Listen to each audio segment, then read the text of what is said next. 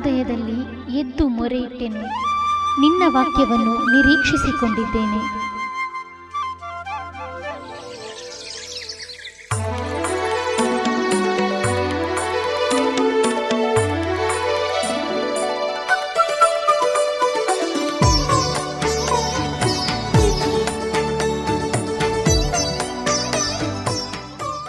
ಬೆಳಗಿನ ಜಾವದಲ್ಲಿ ಮುಂಜಾನೆಯ ಮುತ್ತು ಕಾರ್ಯಕ್ರಮದ ಮೂಲಕವಾಗಿ ನಮ್ಮನ್ನು ವೀಕ್ಷಿಸುತ್ತಿರುವಂಥ ಎಲ್ಲ ಬಿಗ್ಜೆ ವೀಕ್ಷಕರಿಗೆ ವಿಶೇಷವಾಗಿ ಕ್ರಿಸ್ತ ಯೇಸುವಿನ ನಾಮದಲ್ಲಿ ನಾನು ವಂದಿಸುವವನಾಗಿದ್ದೇನೆ.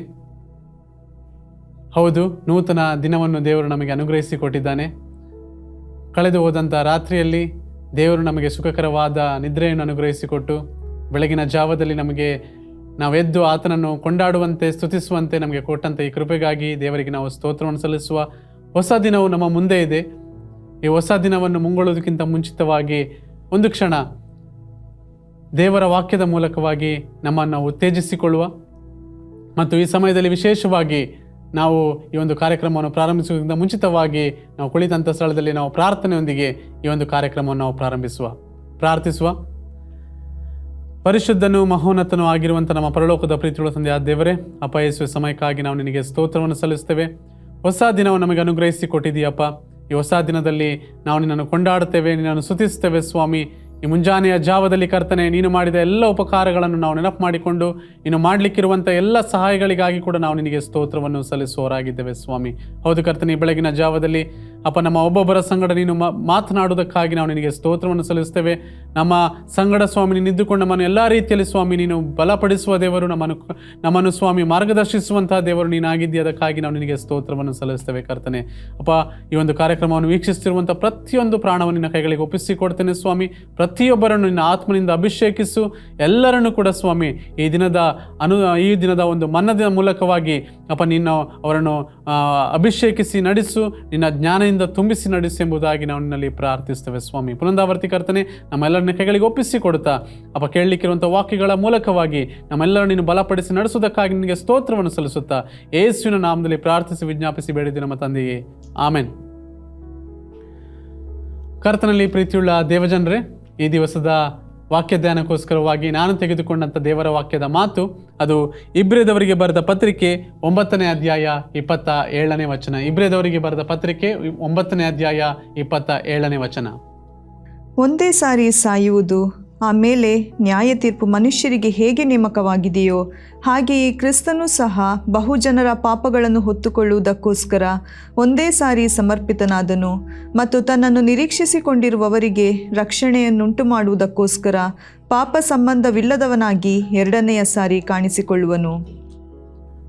ನೋಡ್ರಿ ಪ್ರಿಯರೇ, ಈ ಒಂದು ವಾಕ್ಯ ಭಾಗವನ್ನು ಗಮನಿಸುವಾಗ ಮನುಷ್ಯನಿಗೆ ಈ ಲೋಕದಲ್ಲಿ ಜೀವಿಸುವಾಗ ಎರಡು ಪ್ರಾಮುಖ್ಯವಾದಂಥ ವಿಷಯಗಳ ಕುರಿತಾದ ಒಂದು ತಿಳುವಳಿಕೆ ಬಹಳ ಅಗತ್ಯ ಎಂಬುದನ್ನು ದೇವರ ವಾಕ್ಯ ನಮಗೆ ಬೋಧಿಸ್ತದೆ. ಎರಡು ವಿಷಯವಾದಂಥ ತಿಳುವಳಿಕೆ. ಮೊದಲನೇದಾಗಿ ನಾವು ನೋಡುವಾಗ ಅದು ಮನುಷ್ಯನ ಸಾವು ಎಂಬುದಾಗಿ ನಾವು ನೋಡ್ತೇವೆ. ಎರಡನೇದಾಗಿ ನೋಡುವಾಗ ಕೇವಲ ಸಾವು ಮಾತ್ರ ತಿಳ್ಕೊಂಡ್ರೆ ಸಾಕಾಗುವುದಿಲ್ಲ. ದೇವರ ವಾಕ್ಯದಲ್ಲಿ ಮುಂದುವರೆದು ಹೇಳ್ತದೆ, ಮನುಷ್ಯನ ಸಾವಿನ ನಂತರದ ಒಂದು ಜೀವಿತದ ಕುರಿತಾಗಿ ಕೂಡ ಆತನು ತಿಳಿದುಕೊಳ್ಳುವುದು ಬಹಳ ಅಗತ್ಯ ಎಂಬುದನ್ನು ದೇವರ ವಾಕ್ಯ ನಮಗೆ ಇಲ್ಲಿ ಬೋಧಿಸ್ತದೆ. ಪ್ರಿಯರೇ, ಇವತ್ತು ಅನೇಕರು ತಮ್ಮ ಮರಣಕ್ಕೆ ಅವರು ಹೆದರುವುದನ್ನು ನಾವು ನೋಡ್ತೇವೆ. ಯಾಕೆ ಹೆದರುತ್ತಾರೆ ಎಂಬುದಾಗಿ ನೋಡುವಾಗ ಅವರಿಗೆ ಮರಣದ ಮುಂದಿನ ಜೀವನ ಏನಿದೆ ಎಂಬುದನ್ನು ಅವರು ಅರಿಯರು. ಅದಕ್ಕೋಸ್ಕರವಾಗಿ ಅವರು ಹೆದರುತ್ತಾರೆ ಎಂಬುದಾಗಿ ನಾವು ನೋಡ್ತೇವೆ. ಇನ್ನು ಕೆಲವರ ಒಂದು ಸ್ಥಿತಿಗತಿಗಳನ್ನು ನಾವು ಗಮನಿಸುವಾಗ ಮರಣ ಯಾರು ನೋಡಿದ್ದಾರೆ ಅಥವಾ ಮರಣದ ಮುಂದಿನ ಜೀವಿತ ಯಾರು ನೋಡಿದ್ದಾರೆ, ಇದೆಲ್ಲ ನಮಗೆ ತಿಳಿಯದ ವಿಷಯಗಳು. ಆದ್ದರಿಂದ ಇರುವ ತನಕ ನಾವೇನು ಮಾಡುವ, ಎಂಜಾಯ್ ಮಾಡುವ ಎಂಬುದಾಗಿ ಅವರು ಹೇಳ್ತಾರೆ ಅಲ್ವಾ. ಗಮ್ಮತ್ ಮಾಡುವ, ಎಂಜಾಯ್ ಮಾಡುವ, ಇದೇ ನಮಗೆ ಸಿಕ್ಕಿದಂಥ ಒಂದು ಜನ್ಮ, ಅದರಿಂದಾಗಿ ನಾವು ಎಂಜಾಯ್ ಮಾಡುವ ಎಂಬುದಾಗಿ ಅನೇಕರು ಹೇಳುವುದನ್ನು ನಾವು ಕೇಳಿರ್ಬೋದು ಪ್ರಿಯರೇ. ಇವತ್ತು ದೇವರ ವಾಕ್ಯ ನಮಗೆ ಈ ವಿಷಯದಲ್ಲಿ ವಿಶೇಷವಾಗಿ ಒಂದು ಮಾತು ಹೇಳ್ತದೆ. ಏನೆಂಬುದಾಗಿ ನೋಡುವಾಗ 1 ಕೊರಿಂಥದವರಿಗೆ ಬರೆದ ಪತ್ರಿಕೆ 15ನೇ ಅಧ್ಯಾಯ 32ನೇ ವಚನಕ್ಕೆ ಬರುವಾಗ ಅಲ್ಲಿ ನಮಗೆ ದೇವರ ವಾಕ್ಯ ಸ್ಪಷ್ಟವಾಗಿ ಮಾತನಾಡುವುದನ್ನು ನಾವು ನೋಡ್ತೇವೆ. 1 ಕೊರಿಂಥ 15:32ನೇ ವಚನ. ನಾನು ಎಫೇಸದಲ್ಲಿ ಮೃಗಗಳೊಂದಿಗೆ ಯುದ್ಧ ಮಾಡಿದ್ದು ಕೇವಲ ಮಾನುಷಾಭಿಪ್ರಾಯದಿಂದಾದರೆ ನನಗೇನು ಪ್ರಯೋಜನ? ಸತ್ತವರು ಎದ್ದು ಬರುವುದಿಲ್ಲವಾದರೆ ತಿನ್ನೋಣ, ಕುಡಿಯೋಣ, ನಾಳೆ ಸಾಯುತ್ತೇವಲ್ಲ, ಮೋಸ ಹೋಗಬೇಡಿರಿ. ನೋಡಿ, ಮೋಸ ಹೋಗಬೇಡ್ರಿ ಎಂಬುದಾಗಿ ಹೇಳ್ತದೆ. ನೋಡಿ, ಸತ್ತವರು ಎದ್ದು ಬರುವುದಿಲ್ಲವಾದರೆ ಏನು ಮಾಡೋಣ? ತಿನ್ನೋಣ, ಕುಡಿಯೋಣ. ನಾಳೆ ಯಾರು ನೋಡಿದ್ದಾರೆ? ಸತ್ತ ಮೇಲೆ ಏನಾಗ್ತದೆ ಯಾರಿಗೆ ಗೊತ್ತುಂಟು? ಇದೆಲ್ಲ ಮಾತುಗಳು ನಾವು ಕೇಳಿಸಲ್ಪಡುವುದನ್ನು ನಾವು ನೋಡ್ತೇವೆ ಪ್ರಿಯರೇ. ಅನೇಕರು ಹೇಳುವುದನ್ನು ಕೂಡ ನಾವು ಕೇಳಿರ್ಬೋದು. ಅವ್ರು ಹೇಳ್ತಾರೆ, ತಿನ್ನೋಣ, ಕುಡಿಯೋಣ, ಮಜಾ ಮಾಡೋಣ, ಗಮ್ಮತ್ ಮಾಡೋಣ ಎಂಬುದಾಗಿ ಅವ್ರು ಹೇಳ್ತಾರೆ. ದೇವರ ವಾಕ್ಯ ಹೇಳ್ತದೆ, ಮೋಸ ಹೋಗಬೇಡ್ರಿ. ಮುಂದೆ ಹೇಳ್ತದೆ ಏನಂತ? ದುಸ್ಸಹವಾಸವು ಸದಾಚಾರವನ್ನು ಕೆಡಿಸುತ್ತದೆ. ಇಂಥ ಅಮಲಿನಿಂದ ಎಚ್ಚೆತ್ತು ಏನ್ ಮಾಡ್ಬೇಕಂತೆ? ನೀತಿವಂತರಾಗಿರಿ ಎಂಬುದಾಗಿ ದೇವರ ವಾಕ್ಯ ಹೇಳುತ್ತದೆ. ಹೌದು ಪ್ರಿಯರೇ, ಇವತ್ತು ನಾಳಿನ ಸ್ಥಿತಿ ನಮಗೆ ಗೊತ್ತಿಲ್ಲ, ನಾಳೆ ಸತ್ತ ಮೇಲೆ ಏನಾಗ್ತದೆ ನಮಗೆ ಗೊತ್ತಿಲ್ಲ. ಇವತ್ತು ಅನೇಕರು ಈ ಮಾತುಗಳನ್ನು ಹೇಳಿ ತಮ್ಮ ಜೀವಿತಗಳನ್ನು ಹಾಳು ಮಾಡಿಕೊಳ್ಳುವುದನ್ನು ನಾವು ನೋಡ್ತೇವೆ. ನೋಡಿ, ದೇವರ ವಾಕ್ಯ ಹೇಳ್ತದೆ, ಇಂಥ ದುಸ್ಸಹವಾಸ ಅದು ನಮಗೆ ಬೇಡ ಎಂಬುದಾಗಿ ದೇವರ ವಾಕ್ಯ ಹೇಳುವುದನ್ನು ನಾವು ನೋಡ್ತೇವೆ ಪ್ರಿಯರೇ. ಸಾವಿನ ನಂತರದ ಜೀವನ ಅಥವಾ ಮರಣದ ನಂತರದ ಜೀವನ ನಮಗೆ ಗೊತ್ತಿಲ್ಲದಿರುವುದರಿಂದ ಮನುಷ್ಯನು ತನಗೆ ಬೇಕಾದ ಮಾರ್ಗಗಳನ್ನು, ತನಗೆ ಬೇಕಾದ ಜೀವನ ಮಾಡುವುದನ್ನು ನಾವು ಈ ಲೋಕದಲ್ಲಿ ನಾವು ನೋಡ್ತೇವೆ ಪ್ರಿಯರೇ. ಆದರೆ ದೇವರ ವಾಕ್ಯ ಹೇಳ್ತದೆ, ನಾವು ಇಂಥ ಒಂದು ಸಂಗತಿಗಳನ್ನು ಮಾಡದೆ ನಾವು ದೇವರ ವಿಷಯದಲ್ಲಿ ನಾವು ನೀತಿವಂತರಾಗಿದ್ದುಕೊಂಡು ನಾವು ಜೀವನವನ್ನು ಸಾಗಿಸಬೇಕೆಂಬುದಾಗಿ ದೇವರ ವಾಕ್ಯ ಹೇಳ್ತದೆ ಪ್ರಿಯರೇ. ಹಾಗಾದರೆ ಮೊದಲನಾಗಿ ನಾವು ತಿಳಿದುಕೊಳ್ಳಬೇಕಾದ ವಿಷಯ ಏನಂತ ಹೇಳಿದರೆ, ಮರಣ ಅಂದರೆ ಏನು ಅಥವಾ ಸಾವು ಅಂದರೆ ಏನು, ಮರಣ ಎಂದರೆ ಏನು ಎಂಬುದನ್ನು ನಾವು ಮೊದಲನೇದಾಗಿ ತಿಳಿದುಕೊಳ್ಬೇಕು ಪ್ರಿಯರೇ. ಮರಣ ಎಂಬುದಾಗಿ ಹೇಳುವಾಗ ಇವತ್ತು ಅನೇಕರು ಹೇಳುವ ಹಾಗೆ ಮರಣ ಅಂದರೆ ಅದು ಇಲ್ಲವಾಗಿ ಹೋಗುವಂಥದ್ದಲ್ಲ. ಈಗ ಉದಾಹರಣೆಗೆ ಕೊಡುವುದಾದರೆ, ಒಂದು ಪೇಪರಿಗೆ ನಾವು ಬೆಂಕಿ ಕೊಟ್ಟರೆ ಆ ಪೇಪರನ್ನು ಬೆಂಕಿ ಏನು ಮಾಡ್ತದಂತೆ, ಫುಲ್ಲಾಗಿ ಅದು ಆವರಿಸಿಕೊಂಡು ಅದು ಕೊನೆಗೆದಾಗಿ ಏನಾಗ್ತದೆ, ಸುಟ್ಟು ಬೂದಿಯಾಗಿ ಇಲ್ಲವಾಗಿ ಹೋಗ್ತದೆ ಅಲ್ವಾ. ನೆಕ್ಸ್ಟ್ ನಮಗೆ ಪೇಪರ್ ಬೇಕಂತ ಹೇಳಿದ್ರೆ ಅದೇನು ಮಾಡೋದಿಲ್ಲ, ನಮಗೆ ಸಿಗುವುದಿಲ್ಲ. ಇದನ್ನು ನಾವು ನೋಡ್ತೇವೆ, ಅದು ಇಲ್ಲವಾಗಿ ಹೋಗ್ತದೆ ಎಂಬುದಾಗಿ ನಾವು ನೋಡ್ತೇವೆ. ಆದರೆ ಮರಣ ಎಂಬುದಾಗಿ ಹೇಳುವಾಗ ಮರಣ ಅಂದರೆ ಇಲ್ಲವಾಗಿ ಹೋಗುವಂಥದ್ದಲ್ಲ. ಮರಣ ಅಂದರೆ ಏನು? ಇಲ್ಲವಾಗಿ ಹೋಗುವಂಥದ್ದಲ್ಲ. ದೇವರ ವಾಕ್ಯ ಅದಕ್ಕೆ ಒಂದು ಕರೆಕ್ಟ್ ಆದಂಥ ಡೆಫಿನೇಷನ್ ಕೊಡ್ತದೆ ಪ್ರಿಯರೇ. ಏನದು ಡೆಫಿನೇಷನ್ ಎಂಬುದಾಗಿ ನೋಡುವಾಗ ನೀವು ಕೀರ್ತನೆಗಳ ಗ್ರಂಥ 146ನೇ ಅಧ್ಯಾಯ 4ನೇ ವಚನಕ್ಕೆ ಬರುವಾಗ ಅಲ್ಲಿ ಇಂಗ್ಲಿಷ್ ಭಾಷೆಯಲ್ಲಿ ಓದುವಾಗ ಅದರ ಅರ್ಥ ನಿಮಗೆ ಕರೆಕ್ಟ್ ನಿಮಗೆ ಗೊತ್ತಾಗ್ತದೆ ಪ್ರಿಯರೇ. ಕೀರ್ತನೆಗಳ ಗ್ರಂಥ 146ನೇ ಅಧ್ಯಾಯ 4ನೇ ವಚನ. When their spirit departs, they return to the ground. On that very day, their plans come to nothing. ನೋಡಿ, when their spirit ಡಿಪಾರ್ಟ್ಸ್. ನೋಡಿ, ಡಿಪಾರ್ಟ್ಸ್. ಮರಣ ಅಂತ ಹೇಳಿದರೆ ಡಿಪಾರ್ಚರ್ ಎಂಬುದಾಗಿ ನಾವು ನೋಡ್ತೇವೆ. ಮರಣ ಅಂದರೆ ಇಲ್ಲವಾಗಿ ಹೋಗುವುದಲ್ಲ. ಸತ್ಯವೇದ ಏನು ಹೇಳ್ತದೆ ಎಂಬುದಾಗಿ ನೋಡುವಾಗ ಮರಣ ಅಂತ ಹೇಳಿದರೆ ಡಿಪಾರ್ಟಿಂಗ್ ಅಂತ ಹೇಳಿದರೆ ನಾವು ಏನು ಮಾಡುವಂಥದ್ದು, ಅಗಲಿ ಹೋಗುವುದು ಎಂಬುದಾಗಿ ನಾವು ನೋಡ್ತೇವೆ. ಮರಣ ಅಂತ ಹೇಳುವಾಗ ಅಲ್ಲಿ ಏನೋ ಒಂದು ವಿಷಯ ಅಗಲಿ ಹೋಗ್ತದೆ ಎಂಬುದನ್ನು ನಾವು ತಿಳಿದುಕೊಳ್ಬೇಕಾಗಿದೆ ಪ್ರಿಯರೇ. ಸೊ ಇಲ್ಲಿ ಕೂಡ ದೇವರ ವಾಕ್ಯದಲ್ಲಿ ನಾವು ನೋಡ್ತೇವೆ, ಅನೇಕ ಕಡೆಗಳಲ್ಲಿ ನೀವು ನೋಡ್ತಾ ಬರ್ಬೋದು. 2 ತಿಮೋತಿ 4ನೇ ಅಧ್ಯಾಯ 6ನೇ ವಚನ, ಅಲ್ಲಿ ಕೂಡ ನೀವು ಇಂಗ್ಲಿಷ್ ಭಾಷೆಯಲ್ಲಿ ಓದುವಾಗ ನಿಮಗೆ ಕರೆಕ್ಟಾಗಿ ಅಲ್ಲಿ ಬರೆಯಲ್ಪಟ್ಟಿದೆ, ಅದು ಡಿಪಾರ್ಚರ್ ಎಂಬುದಾಗಿ ಅಲ್ಲಿ ಕೊಡಲ್ಪಟ್ಟಿರುವುದನ್ನು ನಾವು ನೋಡ್ತೇವೆ. ಹಾಗಾದರೆ ಒಂದು ವಿಷಯ ನಾವು ತಿಳಿದುಕೊಳ್ಬೇಕು, ಮರಣ ಅಂದರೆ ಇಲ್ಲವಾಗಿ ಹೋಗುವಂಥದ್ದಲ್ಲ. ಮರಣ ಅಂತ ಹೇಳಿದ್ರೇನು, ನಾವು ಅಗಲಿ ಹೋಗುವಂಥದ್ದು ಎಂಬುದನ್ನು ನಾವು ಅರ್ಥ ಮಾಡಿಕೊಳ್ಬೇಕು ಪ್ರಿಯರೇ. ಹಾಗಾದರೆ ಬೈಬಲ್ನಲ್ಲಿ ಸತ್ಯವೇದವನ್ನು ನಾವು ಓದುವಾಗ ಎಷ್ಟು ರೀತಿಯ ಮರಣಗಳನ್ನು ನಾವು ನೋಡ್ತೇವೆ ಪ್ರಿಯರೇ. ಅನೇಕ ರೀತಿಯ ಮರಣಗಳ ಕುರಿತಾಗಿ ಸತ್ಯವೇದದಲ್ಲಿ ಬರೆಯಲ್ಪಟ್ಟಿದೆ ಪ್ರಿಯರೇ. ಮೊದಲನೇದಾಗಿ ನಾವು ನೋಡುವಾಗ ಸ್ಪಿರಿಚುವಲ್ ಡೆತ್ ಎಂಬುದಾಗಿ ನಾವು ನೋಡ್ತೇವೆ, ಆತ್ಮೀಕ ಮರಣ ಎಂಬುದಾಗಿ ನಾವು ನೋಡ್ತೇವೆ. ಆತ್ಮೀಕ ಮರಣ ಇದು ಏದೇನ್ ತೋಟದಲ್ಲಿ ನಡೆಯಿತು ಎಂಬುದಾಗಿ ನಾವು ನೋಡ್ತೇವೆ. ಆದಾಮ್ ಮತ್ತು ಹವ್ವರನ್ನು ದೇವರು ಸೃಷ್ಟಿ ಮಾಡಿದಾಗ ಆ ಏದೇನ್ ತೋಟದಲ್ಲಿ ಆತನು ಅವರನ್ನು ಇಟ್ಟನು. ಸೊ ಆ ಏದೇನ್ ತೋಟದಲ್ಲಿ ಮೊದಲನೇ ಬಾರಿಗೆ ಈ ಒಂದು ಆತ್ಮೀಕ ಮರಣ ಜರುಗಿತು ಎಂಬುದಾಗಿ ನಾವು ನೋಡ್ತೇವೆ ಪ್ರಿಯರೇ.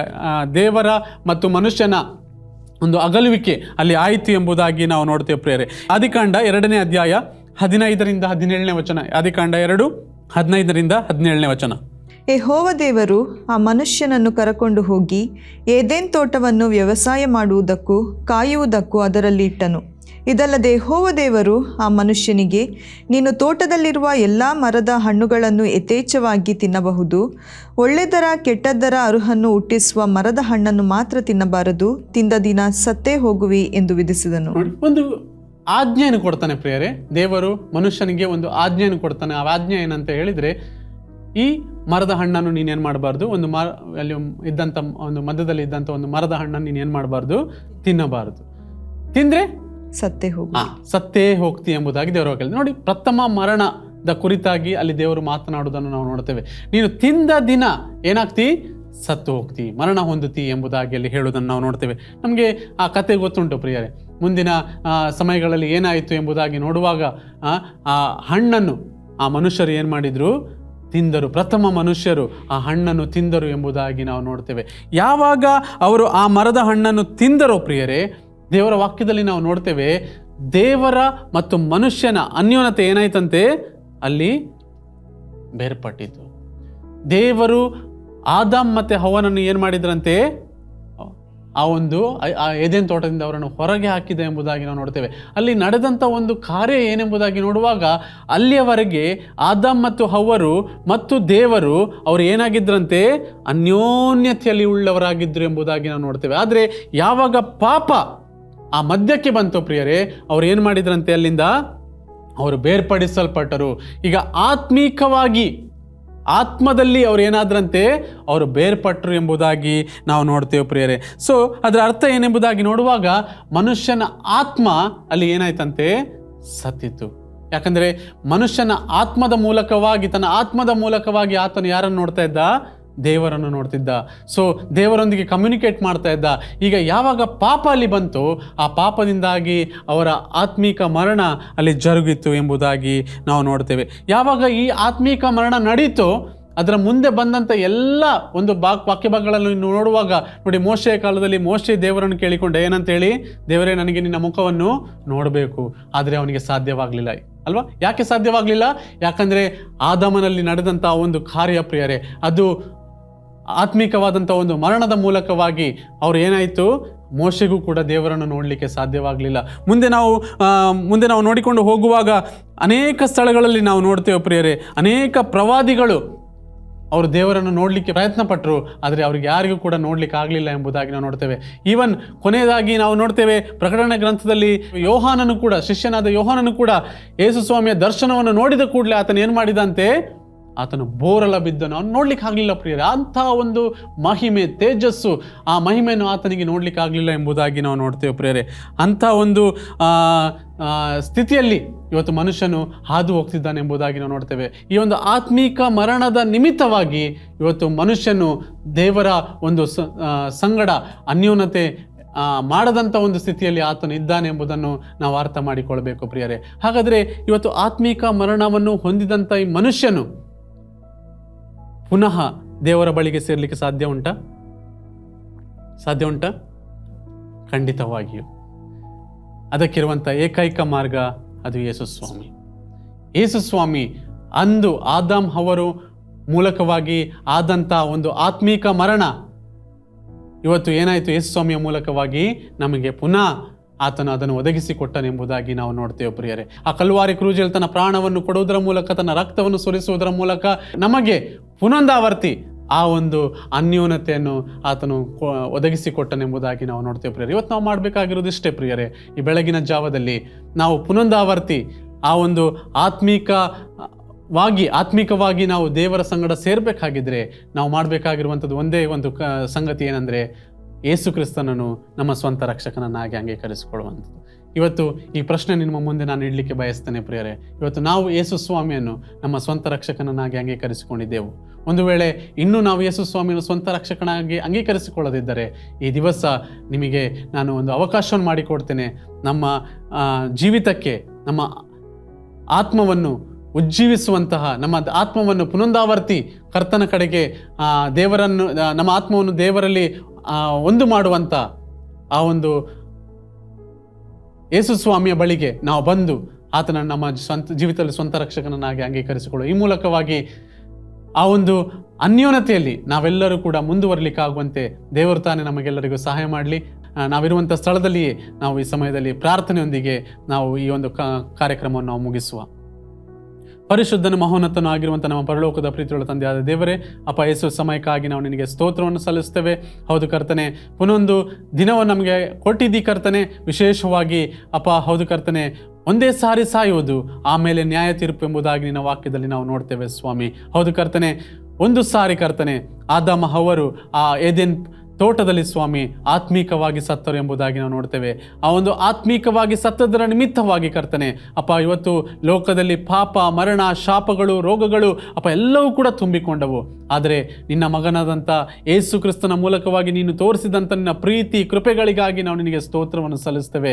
ಆ ಯೇಸು ಕ್ರಿಸ್ತನ ಮುಖಾಂತರವಾಗಿ ಕರ್ತನೆ ನೀನು ನಮಗೆ ಕೊಟ್ಟಂಥ ನಿತ್ಯ ಜೀವಕ್ಕೋಸ್ಕರವಾಗಿ ನಾವು ನಿನಗೆ ಸ್ತೋತ್ರವನ್ನು ಸಲ್ಲಿಸ್ತೇವೆ.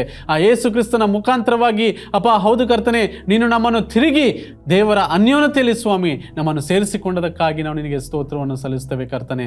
ಮುಂದಾವರ್ತಿ ಸ್ವಾಮಿ ಅಪ್ಪ ಈ ಅನ್ಯೋನ್ಯತೆಯಲ್ಲಿ ಸ್ವಾಮಿ ನಾವು ಮುಂದೆ ಹೋಗ್ಲಿಕ್ಕೆ ಆಗುವಂತೆ ನಮಗೆ ಸಹಾಯ ಮಾಡು. ಇದನ್ನು ನೋಡುವಂಥ ಪ್ರತಿಯೊಬ್ಬರ ಜೀವಿತದಲ್ಲಿ ಕರ್ತನೆ ಅಪ್ಪ ನಿನ್ನನ್ನು ಅವರು ಸ್ವಂತ ರಕ್ಷಕನನ್ನಾಗಿ ಅಂಗೀಕರಿಸಿಕೊಳ್ಳಿಕ್ಕಾಗುವಂತೆ, ನಿನ್ನನ್ನೇ ದೇವರು ಎಂಬುದಾಗಿ ಅವರು ಅಂಗೀಕರಿಸಿಕೊಳ್ಳಿಕ್ಕಾಗುವಂತೆ ಅವರಿಗೆ ಕೃಪೆ ಮಾಡಿಕೊಡು ಎಂಬುದಾಗಿ ನಾವು ನಿನ್ನಲ್ಲಿ ಪ್ರಾರ್ಥಿಸ್ತೇವೆ ಸ್ವಾಮಿ. ಎಲ್ಲರೂ ಕೂಡ ಕರ್ತನೆ ಈ ಜ್ಞಾನದಲ್ಲಿ ಸ್ವಾಮಿ ಮುಂದೆ ಹೋಗ್ಲಿಕ್ಕಾಗುವಂತೆ ನಿನ್ನ ಕೃಪೆಯನ್ನು ಕೊಡು ಎಂಬುದಾಗಿ ಯೇಸುವಿನ ಒಂದೇ ನಾಮದಲ್ಲಿ ಪ್ರಾರ್ಥಿಸಿ ವಿಜ್ಞಾಪಿಸಿ ಬೇಡಿದ್ದೇವೆ ನಮ್ಮ ತಂದೆಯೇ, ಆಮೆನ್. ಸುವಾರ್ತೆ ತಲುಪದ ಊರು ಇರಲೇಬಾರದು, ಸಭೆಯೂ ಇಲ್ಲದ ಗ್ರಾಮ ಇರಬಾರದೆಲ್ಲಿಯೂ. ಸುವಾರ್ತೆ ತಲುಪದ ಊರು ಇರಲೇಬಾರದು, ಸಭೆಯೂ ಇಲ್ಲದ ಗ್ರಾಮ ಇರಬಾರದೆಲ್ಲಿಯೂ. ಇದುವೇ ಇದುವೇ ಇದುವೇ ನಮ್ಮ ಬಯಕೆ, ಇದುವೇ ಇದುವೇ ಇದುವೇ ನಮ್ಮ ಗುರಿಯು, ಇದುವೇ ಇದುವೇ ಇದುವೇ ನಮ್ಮ ಬಯಕೆ, ಇದುವೇ ಇದುವೇ ಇದುವೇ ನಮ್ಮ ಗುರಿಯು. ಸುವಾರ್ತೆ ತಲುಪದ ಊರು ಇರಲೇಬಾರದು, ಸಭೆಯೂ ಇಲ್ಲದ ಗ್ರಾಮ ಇರಬಾರದೆಲ್ಲಿಯೂ. ಸುವಾರ್ತೆ ತಲುಪದ ಊರು ಇರಲೇಬಾರದು, ಸಭೆಯೂ ಇಲ್ಲದ ಗ್ರಾಮ ಇರಬಾರದು.